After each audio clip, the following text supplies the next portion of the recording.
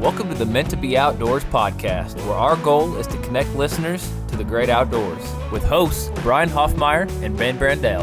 I'm host Ben Brandell, owner of Meant to Be Outdoors, instructor of outdoor skills, and passionate about personal growth. I'm host Brian Hoffmeyer, wildlife biologist and avid outdoorsman.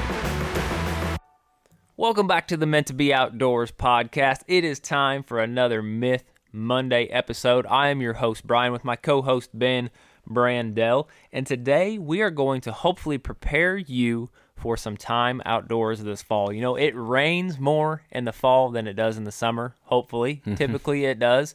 And something we get asked about a lot, something we teach about a lot is rain gear and rain clothing. So we are going to address today that your water resistant or water repellent rain jacket is not waterproof. What? Yes, we're going to dive into that today. But before we get started, let's share some thank yous. I'll start just by saying it. Fall's a busy time for us. Overnight trips, several days of programs in a row, keeping up with the podcast, time away from home. I just want to say thank you to my family. You know, it's hard when we leave, so I want to thank my wife for making this work and for my kids to always love me just as much when I come home as when I'm already there. We don't have consistent schedules at all. We never know what the next week's going to look like when we're going to get a call to help somewhere.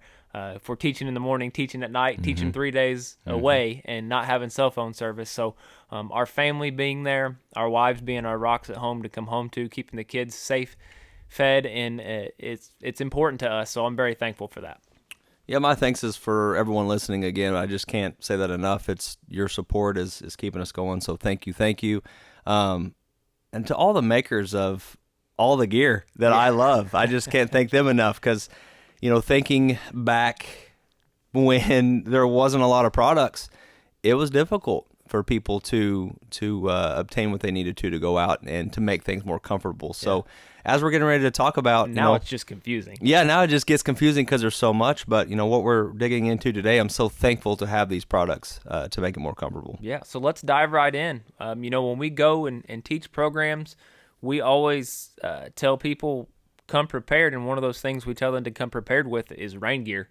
We're always teaching in the outdoors, and a lot of times they'll pull something out, and Ben always says, I'm trying to think how you say this. You'll say, is that your rain jacket? Is that the jacket you brought for your rain jacket? And they usually say yes, and you kind of have to kindly navigate, well, look, if it does rain really hard for longer than 20 minutes, you're going to be wet. You're going to be wet. And I said, well, it's right here it says water repellent, water resistant.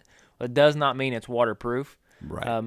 It may keep you dry for a short period, but it has a different application than being a waterproof rain jacket, right? Yes. Okay. So raincoat, rain jacket, that gets confusing. It does. You know, and that's where this myth came from is we just want to educate on what the differences are because when we're running programs, we get groups of people and you know, I'm not there to tell them that their stuff isn't going to work. Oh, we want to prepare them. I want them to be, set up for success before we even go out. So that is kind of a hard line there to kind of educate, but not, you know, make them feel bad. And to be candid and humble, I personally got this wrong for a long time, and it was till I kept ending up wet and surrounded myself with people like you, Ben, that I truly learned what was going on. Also, got enough money to buy the expensive waterproof stuff. So that's an issue that comes with it too. There are definitely some cheap options that aren't as comfortable, but we'll get into all that. Let's define the W's. So when you buy something that is for rain, it is either going to say water repellent, water resistant, or waterproof, and they're all three different. So let's start with water repellent and water resistant because they're kind of similar. Water repellent means that the fabric that it's made out of is going to prevent saturation. It's going to shed water, meaning it's going to let that water try to roll off, beat up. It's not going to stay on that fabric. And a lot of times it's got a wax coating or it's been treated with DWR, which is durable water repellent. This is used by all sorts of people in the industry for all different types of products. Also, the type of material that it's made out of and the construction of that material will help it be repellent, Correct. Meaning that it's actually pushing the water away from it. So 2 examples, nylon and polyester, if they are tightly woven and then sprayed with what you're calling DWR, right, that's gonna be that water repellent that we're talking about. Correct. It'd be like a a windbreaker, for example, right? Yeah, because now you're throwing in Right. windbreaker. They designed that to block the wind, not getting wet. Right. Exactly. The next is water resistant, and that means that it's also resisting saturation and penetration of those water molecules. And basically, that means it's going to take a little while before it starts to soak in, but eventually it's going to start soaking in. It's not repelling it, it's just keeping it from soaking in, making it take longer for that to happen. And that's usually due to how tightly woven the material that's made out of is. And sometimes it can be applied with treatments too. Then you get into waterproof, which is considered impenetrable, and the construction of those materials is not going to let water in. It can stand up to a lot of rain over a longer period of time. And then you get into your waterproof breathables, which are the really, really awesome ones that are really, really expensive, but you should invest in if you're going to spend a lot of time outdoors. Yeah, and I hope that makes sense to everyone listening out there. There are differences in all of those, and there are so many different brands and products out there. But let's talk about why we need it really quick first. So our bodies need to stay dry, and we also need to do that by keeping the water off of us Let's back up even before that. Okay. Why do we need to stay dry? Because our bodies need to stay. Yeah, we're at 98.6 degrees. So we just go right at 98 degrees. Your body has to stay there. And it's working hard to either keep yourself cool or to keep yourself warm. So here in the Ozarks especially, if you get wet and you have any kind of wind coming in, that starts stealing your body heat. And so you want to maintain your body temperature. And a great way to do that is finding something that is both waterproof and breathable. Your first line of shelter, your quality clothing. Your quality clothing. We teach shelter, we talk, our first line of shelter is clothing, and that's why it's so important to know the difference. Again, we've had people come out to our programs thinking they're in a raincoat, something that's going to block that rain to keep them from getting wet underneath it, and they've been deceived. They've got something that's just a water repellent that will work for a light mist. But you also got to add in more than just the rain, though, too, Brian. We're talking about dew. You're talking about even when fog's heavy and it falls, as all the plants and vegetation are wet and you're walking through those things, that's when you're getting into all your different types of clothing you're wearing to keep your whole body dry. Right. Yeah. So let's talk about a situation for each of these things we just defined, the resistant, repellent, waterproof, because there's applications for all of them. And really, resistant and repellent are going to kind of be paired together. And then the one that really differentiates itself is going to be waterproof. But basically, if it's a light drizzle and you're going from your house to the mailbox and back, then your repellent or your resistance, it's going to be good for you, It can be. It's not a downpour. You're not going to be out there for a super long time. When you get back, you're going to be mostly dry because that did what it was supposed to do. Now, when you get into it's raining really hard, I'm going to be out there hiking, fishing, boating for a long time, that's when that resistant and repellent are going to fail you. Shortly in, 30 minutes, hour in, you're going to realize this rain jacket is no longer keeping me dry because it is not waterproof. Yeah, and I don't have stats to prove this, but just through experience and knowledge and buying so many different types of clothings, when we're talking about shoes, so if you're purchasing shoes that have a water repellent spray on them, your shoes are made up of either nylon or polyester. You're probably not talking about leather in this case, and they have this water repellent material on them. As you're walking, out of your house through the grass to get your mail, it's great, right? But anything more than that, honestly, doesn't matter because your body's going to dry out whatever that is that gets you with that light sprinkle. So we are really wanting to put a barrier between ourselves for that consistent rain, that consistent wet, where our bodies cannot dry ourselves out. You can wear a cotton t-shirt. We teach cotton kills because it does completely opposite of anything waterproof. It loves it. It sucks all the water in, it absorbs it, and keeps it there. Mm-hmm. And we don't want that. We don't want all that water. We don't want all that trapped water on us. And so, with cotton, it takes forever to dry out. So we want to get into the opposite materials like your nylon and polyester. But as Brian's talking about the differences, what is waterproof material? What is the difference? What is a waterproof material? That's what I'm trying to educate these groups of people in our circles that we're looking at their clothing. So, you have polyethylene. An example of that would be like sandwich bag, like a Ziploc bag. Trash bag. Trash bags. It's the bags. most common produced plastic in the world. It's why you and I carry one in every pack. It's why trash bag. A trash bag. Yeah. Yeah, that's why we tell everyone carry a 55-gallon trash bag. That is your fastest poncho. Cheapest poncho. Fastest shelter, fastest way to cover your backpack. Right. You want to throw a trash bag over your whole backpack and have it stay dry. Right. Cheap, quick, easy, super light, and easy to pack. But it's waterproof. Correct. And so for that process, on most things that are polyethylene, they will heat the seams. So the seams are heated, which then make those also impenetrable to water. Mm-hmm. But you're going to have some problems when you get into polyethylene because it's not very breathable. Yeah, breathable and usually not very durable because they put it in such thin layers. Right. Now you can rip and tear and those kinds of things, which now you lose your waterproof. Right. Then you have one of my favorite, which is called Gore-Tex.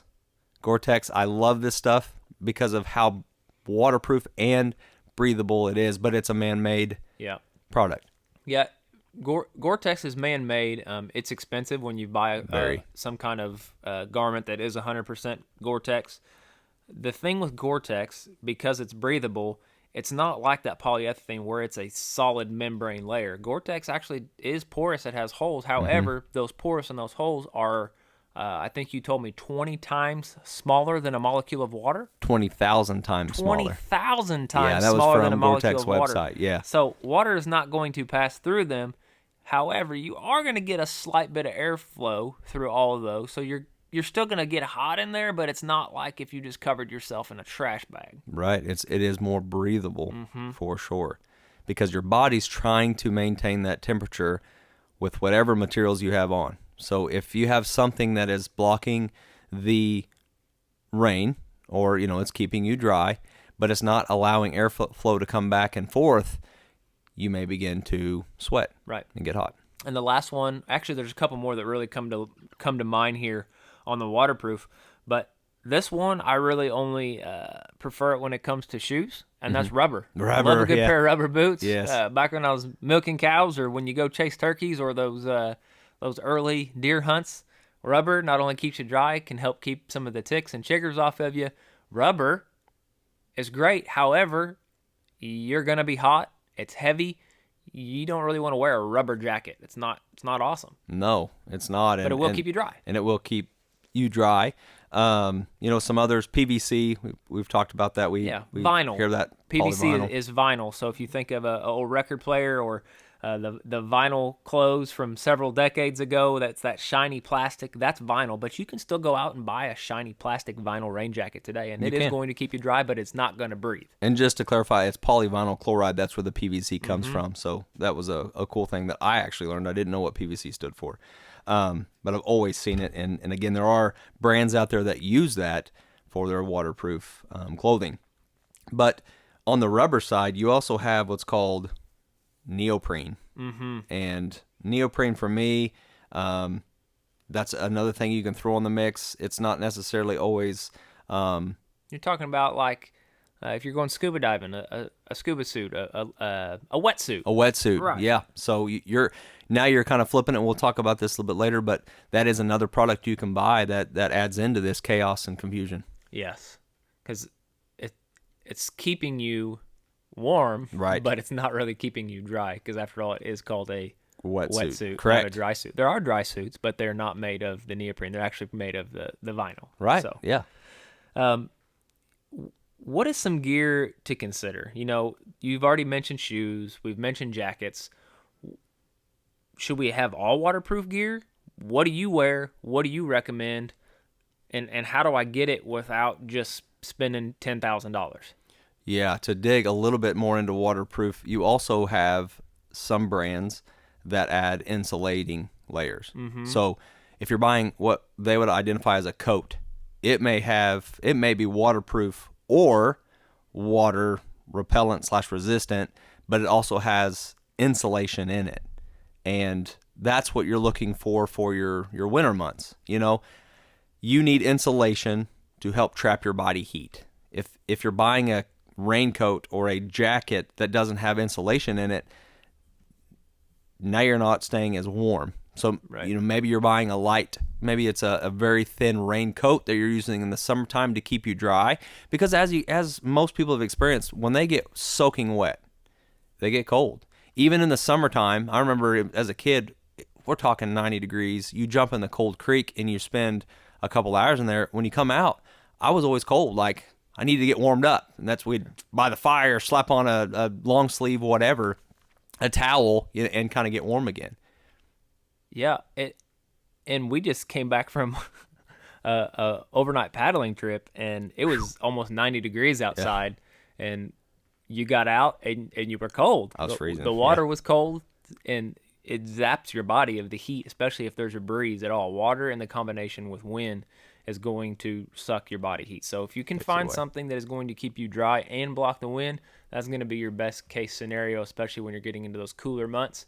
And hypothermia can happen very, very quickly. So to answer your question, you're looking at seasons. What are my temperatures? That's why we always talk about weather, knowing the weather before you go. What season are you in? Here in the Ozarks, our seasons are crazy. It can be super hot one day and super cold the next. I mean, it does change that much. Matter of fact, I have been in situations where I have been in snow, and the next day we had a tornado. Well, so just here very recently, as we sit here to record this right now, it is 60 degrees outside and raining. At this very time yesterday, it was 95 degrees and sunny. Right. And so if you're on a 2-day trip, one overnight, how do you prepare for that? So that's when I take into account, okay, I know I always want to keep my core warm, my extremities, my legs, my arms. Yes, if I could take everything I wanted to, I would always have something that covers them. But at the end of the day, I'm always taking something that is truly waterproof, which can be, anything that is waterproof has a life expectancy. At some point, it can fail. Right. So all things waterproof. The only thing that's truly waterproof on this earth is a frog's booty. Okay, that's it. All right, it's going to keep that water out. But everything that you buy, like if you're going anything, I'm going to be 100% dry in this, you're out of your mind. Right. Because at some point it is going to fail, and at some point along your journey, you may find a spot on you that is wet. Well, Gore-Tex is called a waterproof material, but it is not 100% waterproof. The fact of the matter is that at some point, whether it's a combination of time and saturation together, you're going to get wet. It may be in little spots here or there. You may have a seam that's got an extra hole in it. At some point, you're going to get a little bit wet. Mud, dirt, dust, sand. Like, the more that your outdoor clothing, your waterproof repellent stuff, as it comes in contact with all that, it starts losing its potency. What stinks is the more that you use it and the older that it gets, it doesn't last forever. None of this stuff lasts forever. But Ben, you really taught me how to pick out the good waterproof gear. You really gave me an understanding of this stuff, what to look for when I'm buying, what not to get. Why don't you help everybody understand some of the things that you use? And even when you're looking at water resistant and water repellent, what are some signs of a good water resistant jacket? Do I need to look on the inside? Do I need to look at the tag, the material? Help everybody through. They can go to the store and not be lost. So let's start big and we'll go small. So to help you understand this, adhesive interactions of water particles should always be higher than cohesive interactions for the water to be absorbed. You know what that means?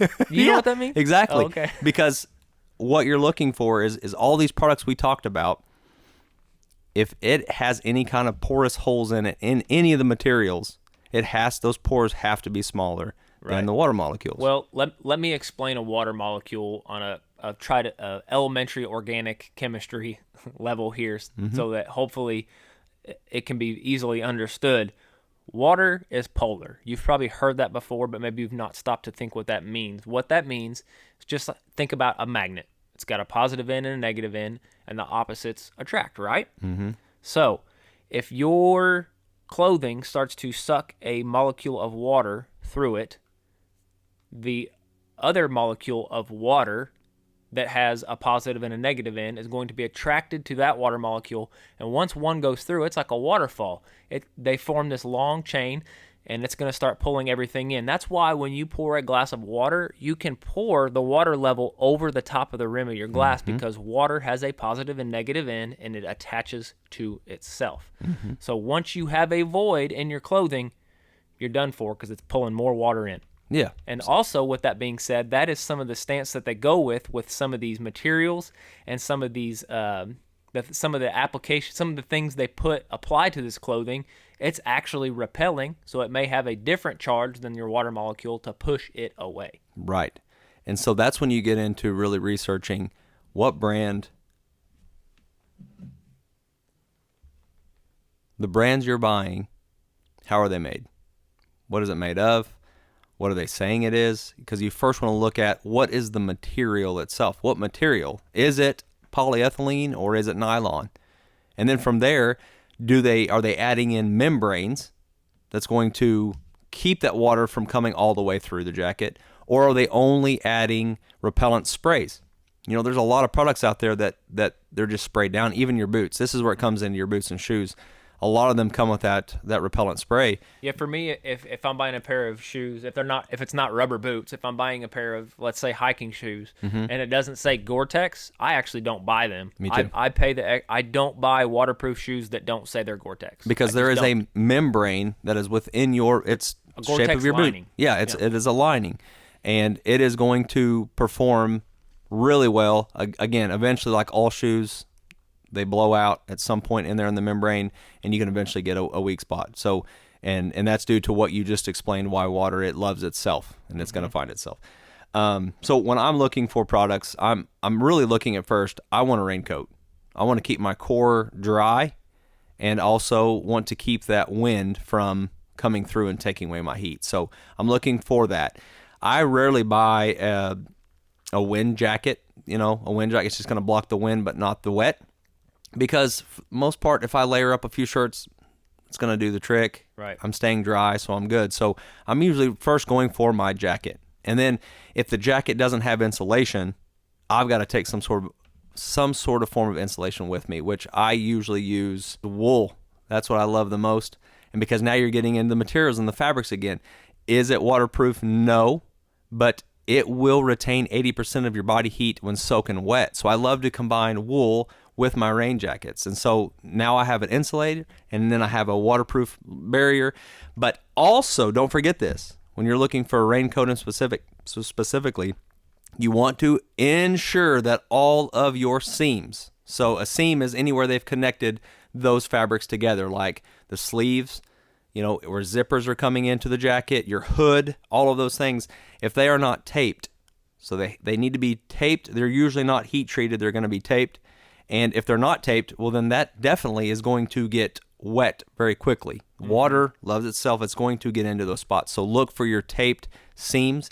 And then you also, on your zipper, on the front of your zipper, if it doesn't have a barrier in front of your zipper or behind it, or the zipper itself doesn't have that membrane where it comes together, when you are in a downpour and you're standing there, water will find its way in through those areas. So make for sure that your seams are taped. Yeah, and to advocate for what you're saying, that when someone shows you a rain jacket, that's the first thing you always do. You always look inside of it to make sure the seams are taped. And when you're doing that, you're opening up to the inside lining of that jacket, and you're going to see where the seams are, and you're literally going to see where somebody with clear tape has covered all of those seams. That's because where they've sewn and passed that needle through over and over again as a hole, as a void, so they have to cover that.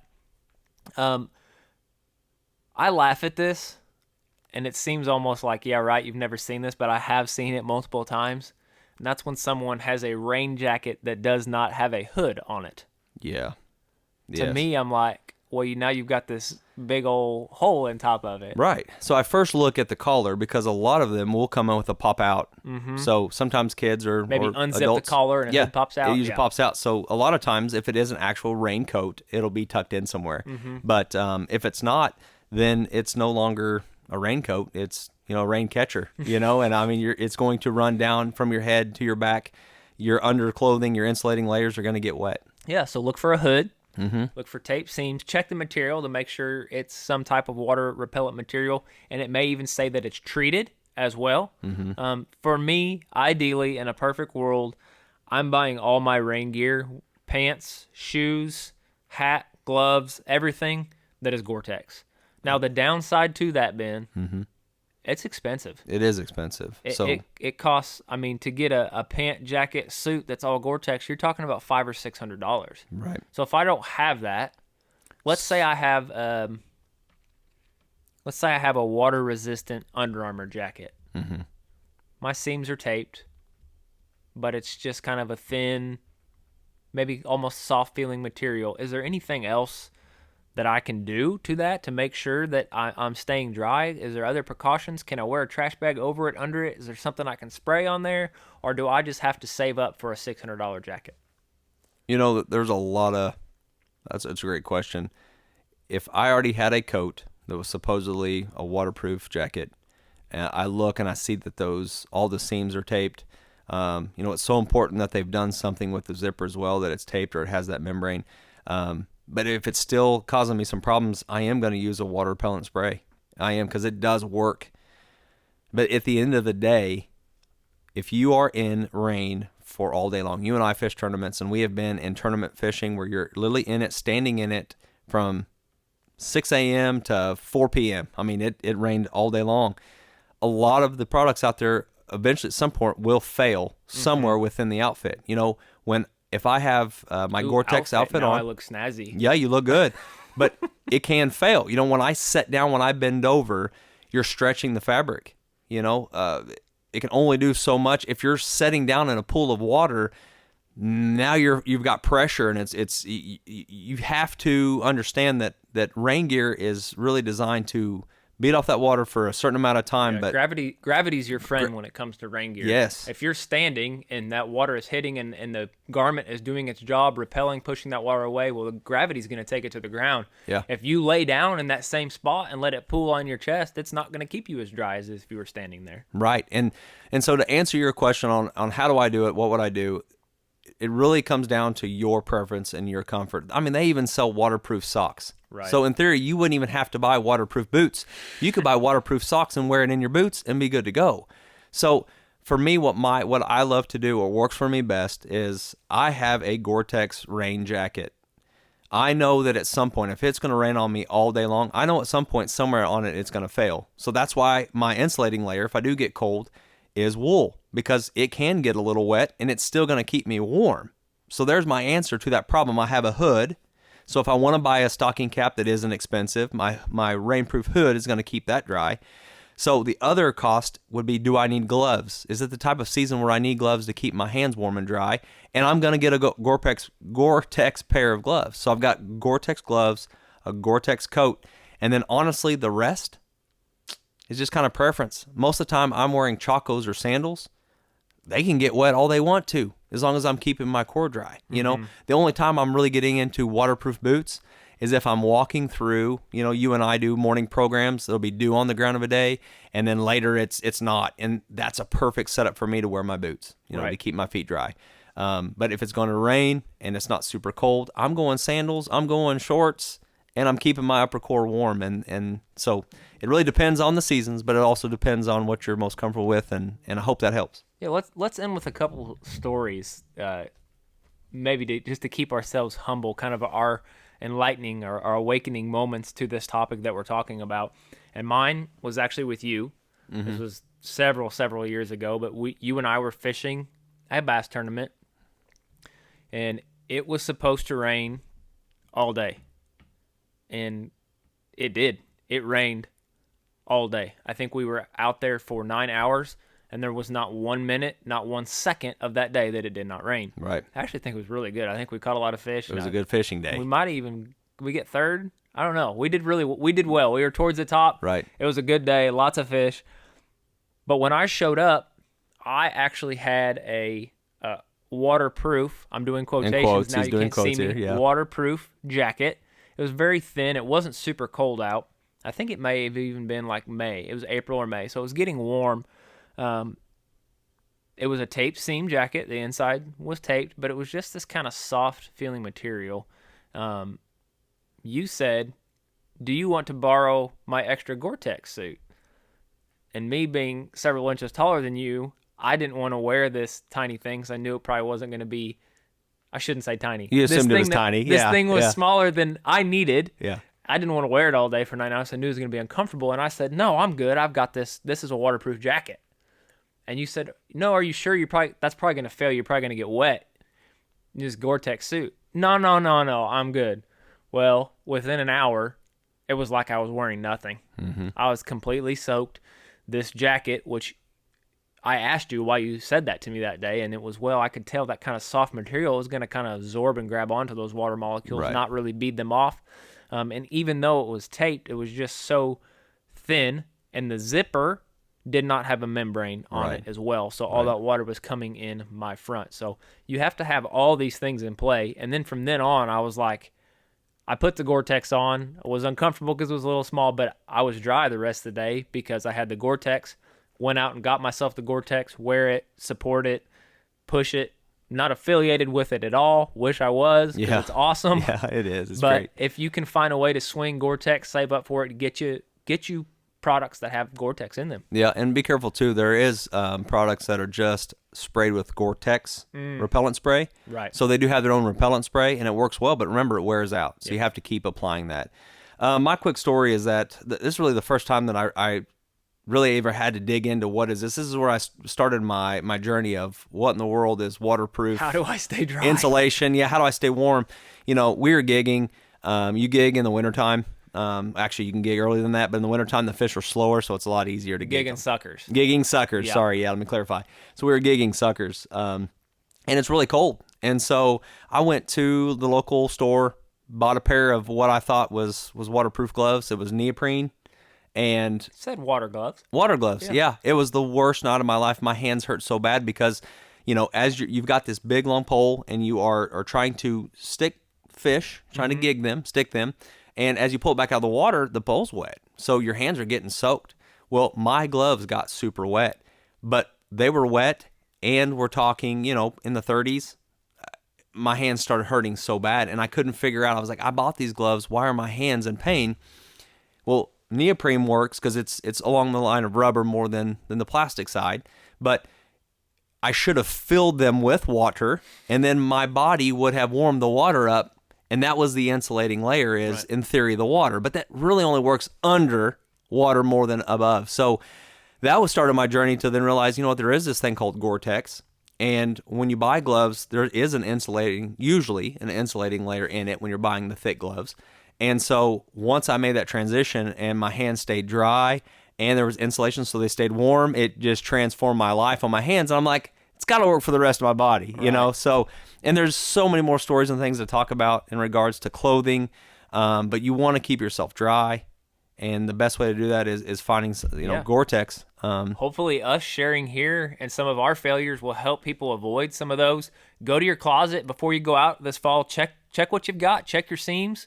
And maybe that will help you enjoy your time outdoors more this fall. Ben, do you have anything that you want to add on this topic of rain clothing? I don't want to stress anybody out there about, man, this stuff's expensive. So start saving. I mean, really save for a really good rain coat.